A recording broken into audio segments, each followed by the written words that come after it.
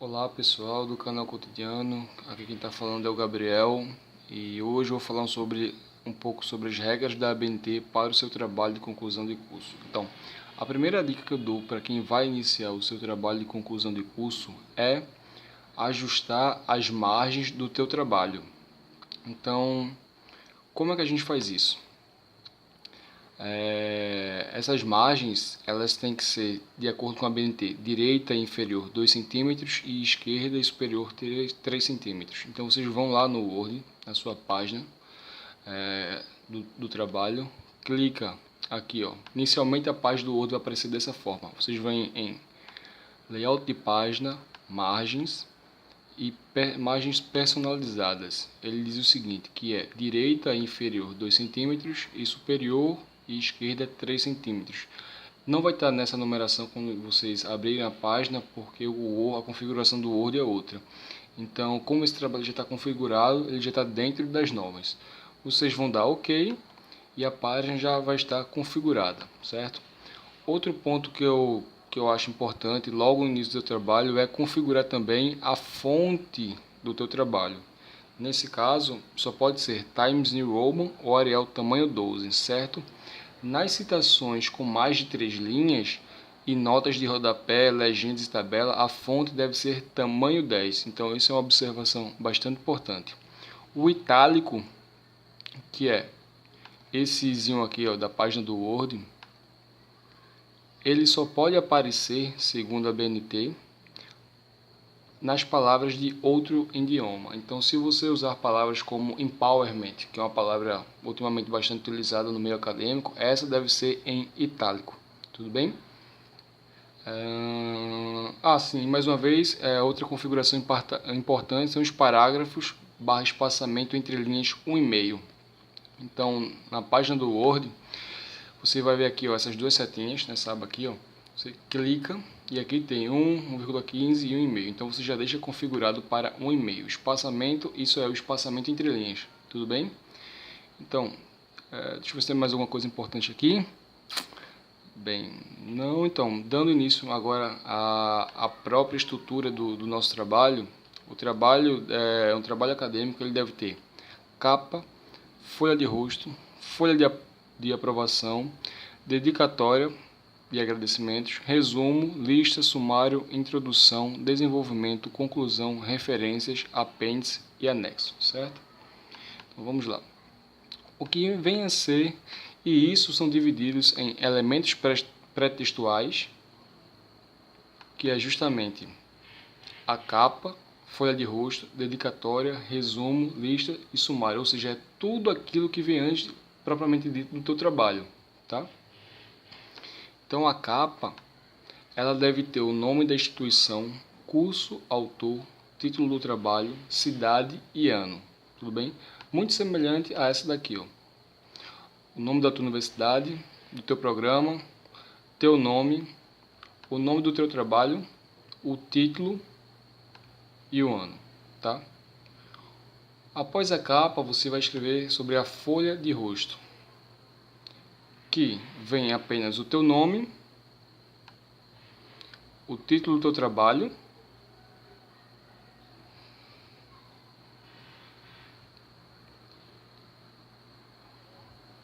uma apresentação a quem ele é destinado. Então, nesse caso aqui foi destinado ao programa específico da minha pós-graduação. E é importante você também destacar o nome do teu orientador, certo? E o ano, a cidade que você a cidade onde é a tua instituição de ensino e o ano.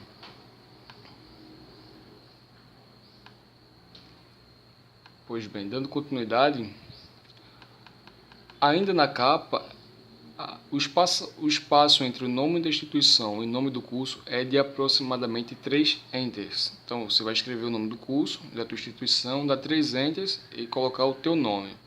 Depois, você vai dar aproximadamente 12 enters. Isso depende do tamanho do título, do teu nome, do nome da tua instituição, mas de forma, você vai tentar deixar o mais organizado possível, tá? Depois desses 12 anos, você escreve o título do seu trabalho. E após isso, nas últimas duas linhas você coloca a cidade e ano, tudo bem? Após isso vem a folha de rosto, como eu falei anteriormente, nome do autor, aí entre o nome do autor e o título do trabalho, 12 entres, e você pode colocar aquela apresentação. Eu geralmente boto um pouco abaixo do título, mas você também pode colocar no final, tá? Eu prefiro por questões de organização, colocar logo um pouco abaixo do título, como eu coloquei aqui, para vocês podem perceber, tá bom? Então, passando essas duas fases, temos a folha de aprovação. O que é a folha de aprovação? Quando você for defender o seu TCC, anteriormente à sua defesa, você convoca uma banca. E essa banca, geralmente, ela é composta, para um trabalho de conclusão de curso, por 3 membros. Tá? Então, é interessante você colocar nessa folha de aprovação o teu nome, tá? O teu nome, o título do teu trabalho, aquela pequena apresentação a que se destina o teu trabalho. Um pouco abaixo, você coloca banca examinadora para afirmar que, de fato, essa é a folha de aprovação. E aí você coloca a primeira linha, o teu orientador e do departamento que ele faz parte. E aí, posteriormente, você coloca as 3 pessoas da banca, né? Da onde são e o departamento que fazem parte. Após isso, você pode colocar a dedicatória, a sua mãe, a avó, o pai, enfim. E por seguinte, os agradecimentos. E aí você vai agradecer a todo mundo que você acha necessário, tá? Passando essa fase, nós entramos na fase do resumo. O resumo, ele é uma síntese do teu trabalho e deve conter nele a introdução, os objetivos, a metodologia, os resultados do teu trabalho e a conclusão. É importante salientar que dentro desse resumo ele deve haver as palavras-chave, que são aquelas palavras que melhor definem o teu trabalho. Um ponto a ser destacado é que essas palavras que estão nas palavras-chave não podem ser as mesmas que estão no teu título. Então, por exemplo, se você falar sobre aquecimento global no título, você não pode repetir essa palavra nas palavras-chave. Então, você poderia colocar, ao invés de aquecimento global, mudanças climáticas. Ou seja, isso vai de acordo com o teu tema de trabalho, tudo bem? É importante salientar que esse título, resumo, ele é em caixa alta e o alinhamento dele é centralizado e em negrito, tá bom? E as palavras-chave são alinhadas à esquerda e em negrito também, como aqui está descrito. Por seguinte, temos as listas de figuras, que é onde você vai delimitar todas as listas, todas as figuras presentes no teu trabalho. Então, tu vai colocar a figura 1, um local de estudo, e aí, ao lado dessa figura, você coloca a página dela. Isso para organizar de uma forma melhor e os avaliadores do teu trabalho saber que cada figura corresponde a tal página. Tudo bem? Então, dando um pouco mais de segmento, sumário. Sumário é extremamente importante na questão de organização do teu trabalho. Então, se o avaliador ele quiser especificamente falar sobre um tema específico, ele vem no sumário para saber aonde está esse tema. E até as pessoas que posteriormente consultarem o teu trabalho vão direto naquele tema que mais a interessa, né? Ao invés de ler todo o teu trabalho. Então, como é que eu organizo o sumário? O título é tamanho 12, caixa alta em negrito. E os títulos subsequentes, introdução, metodologia, referencial teórico, cronograma, referência anexo, também são todos em caixa alta e em negrito. Os títulos subsequentes são apenas em negrito, tá bom? Como aqui, ó, está descrito.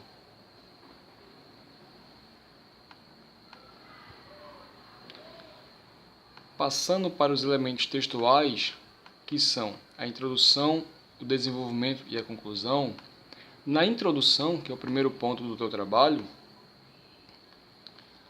ela deve conter especificamente uma justificativa, ou seja, o porquê do desenvolvimento desse trabalho, qual é a sua importância para o meio social e científico. É importante salientar que todo trabalho acadêmico ele deve ter essa importância social e científica. E dentro dessa introdução, você deve trazer os temas que serão abordados no seu trabalho. E, obviamente, todos esses temas eles devem estar referenciados. Vamos falar um pouco disso um pouco mais adiante, sobre as referências, tá bom? Mas, a priori, é isso. E também, dentro da introdução, deve haver o problema da pesquisa, ou seja, qual o problema da tua pesquisa? O que é que eu vou estudar? Então, para que isso é importante atualmente para a sociedade e o meio científico? E como isso acontece? Então, teu trabalho científico ele também tem que ser um trabalho de investigação. E ao final, tu tem que apresentar uma resposta, seja ela positiva ou não, tá? O segundo passo é o desenvolvimento, né? O desenvolvimento ele deve ter a fundamentação teórica, ou seja, você vai trazer todas aquelas teorias, aqueles conceitos embasado em autores que escreveram sobre aquilo. E é isso que a gente chama de referencial teórico dentro da pesquisa. E também tem que trazer os próprios resultados em si, né? Então, se você for uma pessoa da área de humanos, você trabalha muito com entrevista. Então, você vai trazer a fala dos seus entrevistados e fazer uma relação com as teorias apresentadas anteriormente. E assim você vai desenvolvendo toda a sua conclusão, tá bom? E é também dentro da conclusão que existe a discussão, que é justamente essa ponte entre a fundamentação teórica, as entrevistas e onde elas se interagem. Então isso a gente chama de discussão. Você vai discutir com os autores. Por fim, a conclusão, que é a finalização do teu trabalho, onde você faz uma recapitalização de todo o assunto que você falou sobre na tua pesquisa, e se a tua pesquisa ela atingiu teus objetivos ou não. Agora, dando uma ênfase maior nos elementos pós-textuais, nós temos nesses elementos as referências bibliográficas, apêndices e anexos. Inicialmente, as referências bibliográficas elas podem vir de diferentes meios de pesquisa, sejam eles artigos acadêmicos, livros, sites, dentre outros. Então, inicialmente, se tua referência vier de um livro, o que ela deve conter? O sobrenome do autor em caixa alta, como vocês podem perceber aqui, ó. Nome do autor, geralmente esse nome ele é abreviado, nesse caso J.M.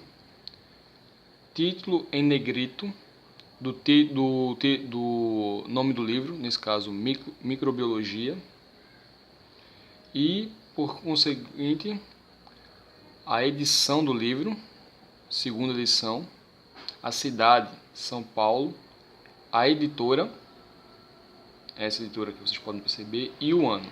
Tá? Então é dessa forma que vocês vão colocar nas referências o material advindo de um livro, né?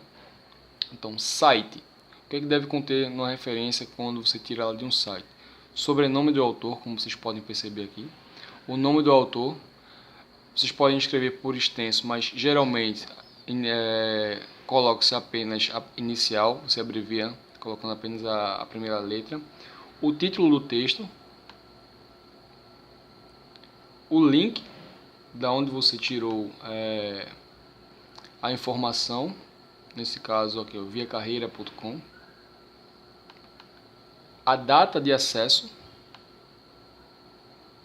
você vai colocar disponível em, é importante salientar isso aqui, disponível em, aí sim você coloca o link de acesso. O acesso foi no dia 20, nesse caso, desse exemplo, 20 de 12 de 2017. Quando é referência de um capítulo do livro, o que deve conter nela e como deve se referenciar o capítulo do livro?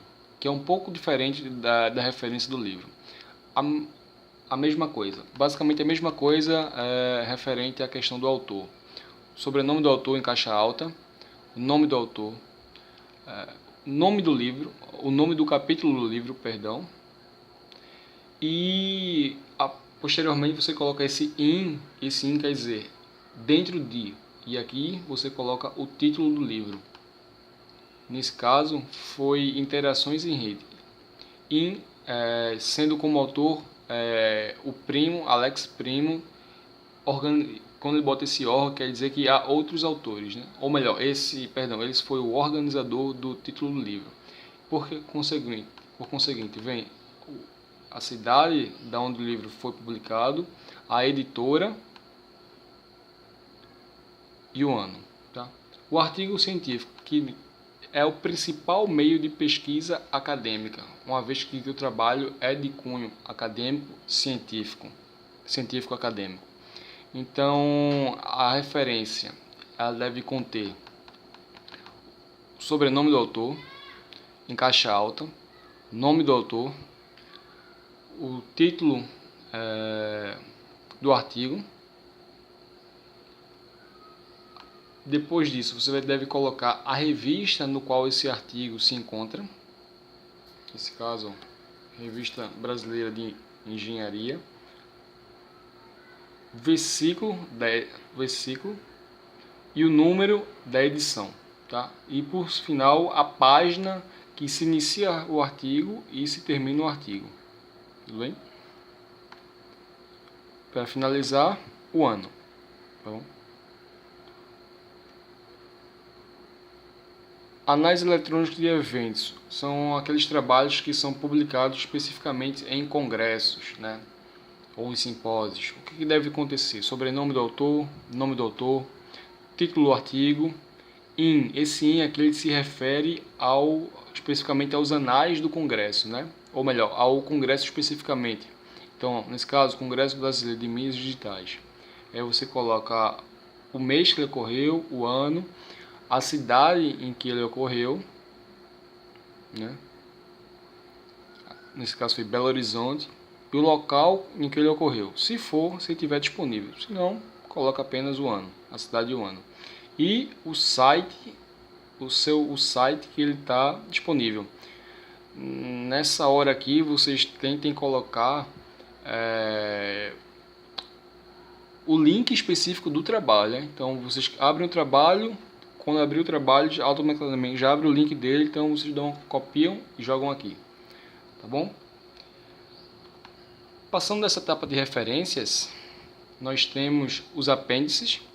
O que são os apêndices? Muita gente confunde apêndice com anexo. Apêndice é tudo aquilo que você fez do trabalho, especificamente isso pode ser relacionado aos questionários. Então é uma produção tua para a finalidade de obter respostas a alguns questionamentos teus. A transcrição da entrevista também, ou seja, são coisas fundamentais no teu trabalho para que, se uma pessoa quiser, quais foram as perguntas que tu fez, saber quais respostas aquele tipo de público dá para aquele tipo de questionamento em uma determinada comunidade.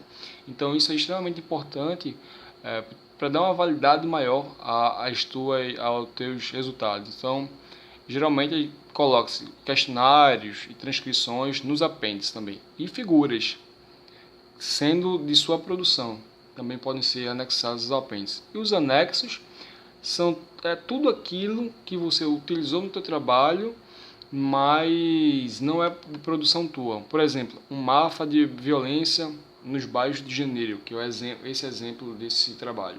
Então, esse anexo, esse mapa de violência, provavelmente foi uma outra pessoa que fez. Então, ele utilizou esse mapa, inseriu nos anexos e, obviamente, ele vai referenciar esse mapa dentro dos teus anexos, tá bom?